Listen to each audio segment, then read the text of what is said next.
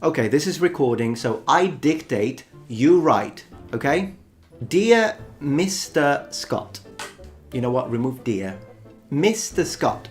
Considering the fact that you have probably never seen anything historically accurate in your entire life, comma, I've decided to show you a couple of things, just as a friendly gesture.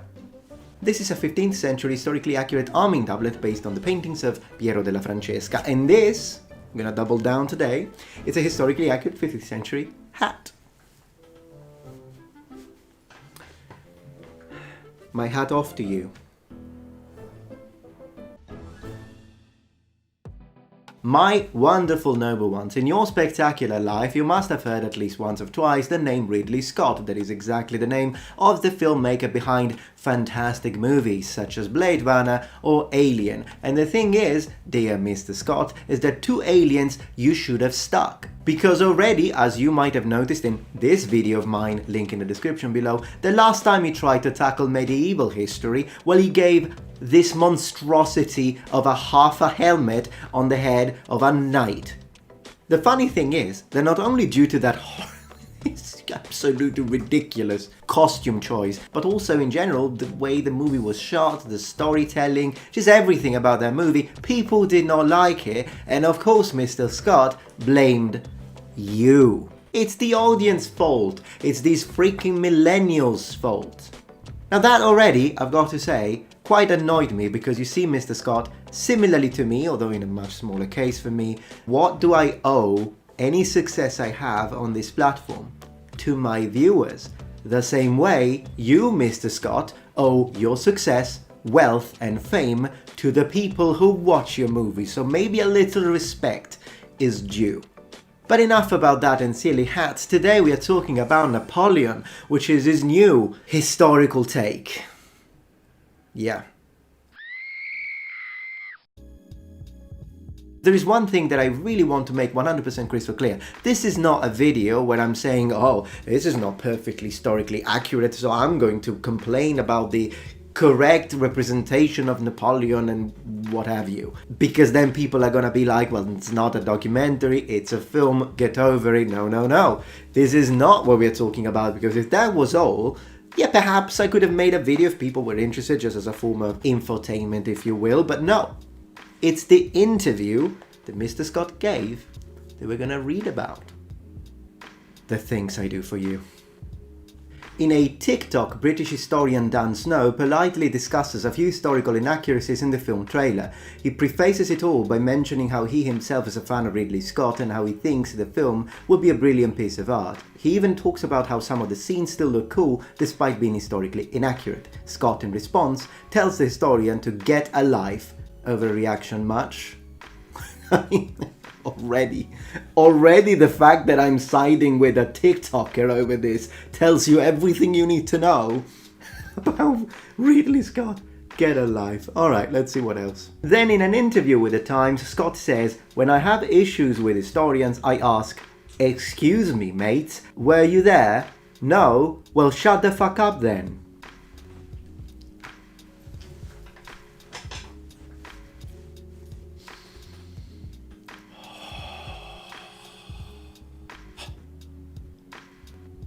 Yeah, let me finish this. I've already got 17 things to say, but let's finish. He also seems to misunderstand how the study of history works when he says things like all history it's been reported, he adds. Napoleon dies then, 10 years later someone writes a book, then someone takes that book and writes another, and so 400 years later there is a lot of imagination in history books. Where does Scott's apparent dislike of historians come from? Did he have issues in the past with historians too? I think the majority, well, I imagine considering Gladiator, I think the majority of historians are very understanding in that historical liberty sometimes has to be taken to make the film more interesting or to advance the plot. And I think most directors would say that we had to spice it up instead of telling historians to get a life. Precisely. What an asshole. If he had said the former rather than the latter, people would be less angry, but here, he isn't just ignoring historical accuracy to make a better film, he's actually saying that historians don't know what they are on about, claiming that his ignorance is just as valid as their expert historical knowledge. That's what gets me riled up. And me, brother, You and me. And another 850,000 people, I suppose. Okay, where do I even begin?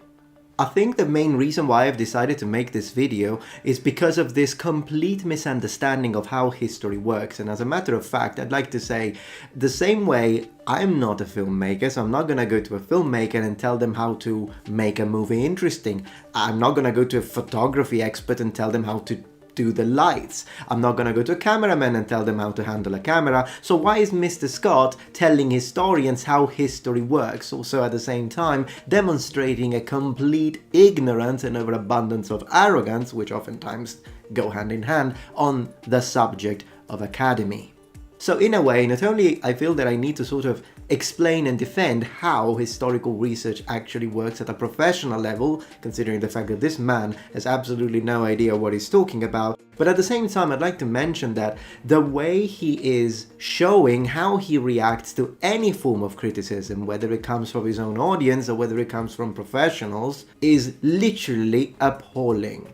All he needed to do was to say, look, this is not a documentary, I'm taking some artistic liberties, I've decided to show this instead of that because I think it looks good for the movie. I mean, at the end of the day, sort of a similar situation that happened in Gladiator. I understand why you want to have a final duel in the arena surrounded by the Praetorians who, for some reasons, are okay with you killing the Emperor, whatever. I understand that more interesting from a plot standpoint than, for example, the actual way the Emperor of Rome died, which was strangled in the bath by his trainer. I absolutely understand that. But all he needed to do was that. I'm just making a movie, it's for entertainment, this is not a history book. But when you go and actually say, well, you historians know nothing, did you have a time machine, were you there, well then shut the fuck up. That's when this is taken to a completely different level, and any form of defense, if you will, with people saying, well, it's fiction, it's not a history book, now doesn't matter because he's taken it to a different level. And that's where we are. And before I actually dismantle his entire silly explanation of how history works, I'd like to underline this thing. Let's focus for a moment on his complaint about millennials, which of course from the point of view of a boomer I suppose is the new silly generation. Well, here's the thing, Gen Z didn't like your last Duel movie, millennials didn't like it, boomers didn't like it, do you want me to keep going back generation to generation? Medieval people wouldn't like it. Roman people would think that this helmet is stupid, so it's not really something you can blame on the new generation, can you? If even people from the freaking Middle Ages would think that this is the stupidest thing they've ever seen. Checkmate. Now that we handled that, Mr. Scott, why don't we, as a community, tell you how actual historical research works? Now, I myself have seen my fair share of comments coming from people who have absolutely no idea how history and research work, tell me, well, were you there? Then you don't know, sort of comment. So this is something that I have addressed already in the comment section, but today we're going full on. This silly statement is based on the assumption that all a historian does is read books that were written in the past and then write more books. So someone said the Roman Emperor invaded Germany in this date. Okay, cool. Well, let me write my own book where I repeat the same thing without having any idea. This is how Mr. Scott, and also anyone who tries to push this, well, were you there? No, so you don't know, sort of excuse, bases the statement on. Could be all a lie. Well, maybe it never actually happened, said invasion. Perhaps there was no Roman Empire at all. Who knows? I wasn't there, you weren't there, we don't know, no one knows. In other words, if you don't have a time machine, history, archaeology, history of art, literature, all useless. Right. Perhaps I should put the hat back because it's raining bullshit today. No, Mr. Scott. The reality is that you don't know what happened because you don't study this stuff. First of all, when he says books, let's just call them sources, since the medium varies tremendously depending on what historical account or piece of evidence we are using. But there are different kinds of sources. We have primary sources, we have secondary sources. Now, of course, primary sources usually have higher value in the sense that a primary source being something that it was an eyewitness. So I'm talking about a battle, I was in that battle. I was there, I saw it happen, I wrote it down, that's a primary source. Eyewitness, whereas a secondary source is someone who quotes someone else, so to speak. There are also period sources and posthumous sources. So of course, if you talk about, again, an invasion, a battle, the building of a castle, and the source was written as this thing was happening, it will be more valuable to us and will have a higher value in the hands of said historians and archaeologists and researchers than something that was written, say, 400 years after the fact. But then again, everything should be put on the table and assessed professionally. Because oftentimes it is a puzzle and you want to use all pieces, not just the ones that are the most recognizable of the original picture. But the thing is much deeper than that. Historical research is a process of collecting and interpreting data about the past through the lenses of many different subjects. There are of course several problems that need to be addressed. For instance, a certain level of bias in the sources, which could be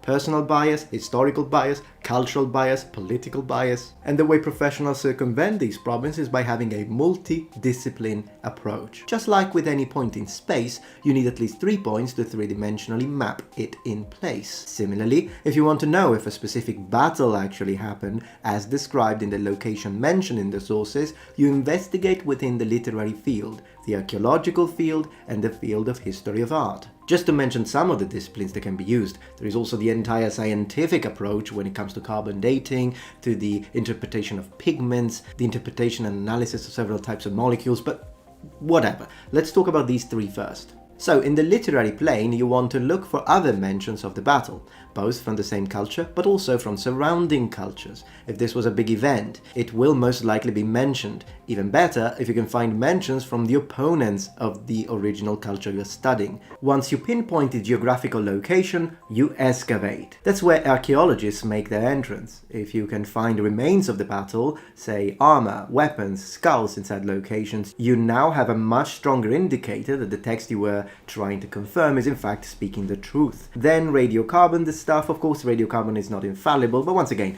if the dates are close, even if it's not a perfect match, you have a much stronger case. Now bring in art specialists. Do we have iconography describing the events? Murals, mosaics, paintings, drawings, manuscript illuminations, statues, triumphal columns. The more you find, the stronger of a case you have that what you were reading was in fact real.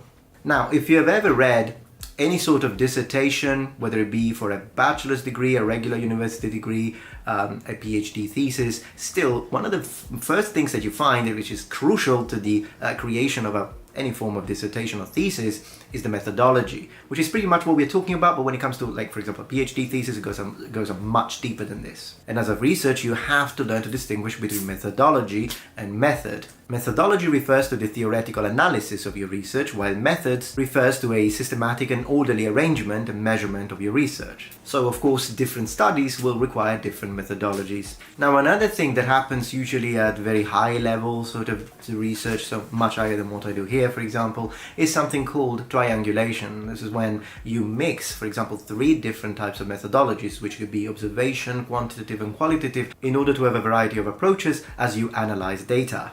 So the idea that all historians, archaeologists, researchers, scientists, all they do is, hey, here's a 5th century book, let's see what it says. Oh, it says that the emperor was crowned in this year. Who knows? Maybe it's bullshit, maybe it's not. Let's just go with it. If this, Mr. Scott, is how you think history is written, then by all means, please go back to aliens. And before anyone comes up with a statement, well, history is written by the victors anyways, I've got this video, link in the description. Alright, in conclusion, all in all, is what Mr. Scott said absolute nonsense? Absolutely. Is it a dangerous spreading of misinformation? Probably not. But it does affect my blood pressure. Hence, me making a video about it. But I would like to know what you think, noble ones. Are you still going to watch the movie Napoleon? If you are, or perhaps if you have already watched it, did you like it? Did you think it was still entertaining? Did the shooting at the pyramids, which never happened, with cannons annoy you? Did it matter? Maybe sort of spiced it up, and so perhaps at least he would have a point if he didn't say anything about history when it comes to, well, at least he knows how to make something entertaining. Absolutely, let me know. How do you think Napoleon would represent it? Do you think he did a good job? Do you think he should go kiss a xenomorph? Let me know in the comments below. And as always, thank you so much for watching. If you're not a member of this community, become a noble one. Subscribe to my channel for more content from the Metatron. And remember, the Metatron has spread his wings. Goodbye.